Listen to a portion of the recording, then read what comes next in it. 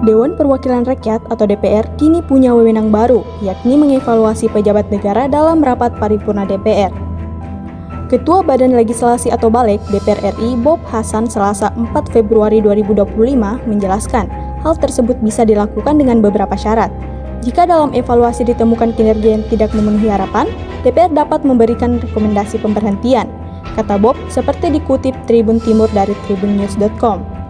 Kewenangan ini tertuang dalam penambahan pasal 228A dalam Tatip DPR. Pasal 228A ayat 1 menyatakan bahwa dalam rangka meningkatkan fungsi pengawasan dan menjaga kehormatan DPR. Ayat 2 menyebutkan bahwa hasil evaluasi bersifat mengikat dan disampaikan kepada pimpinan DPR untuk ditindaklanjuti. Pejabat yang dapat dievaluasi mengikuti Panglima TNI, pimpinan KPK hingga Hakim Agung.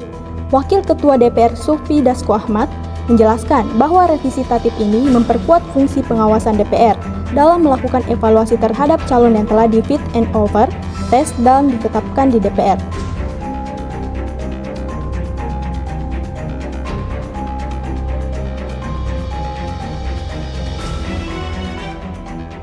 Download Tribun X sekarang, menghadirkan lokal menjadi Indonesia.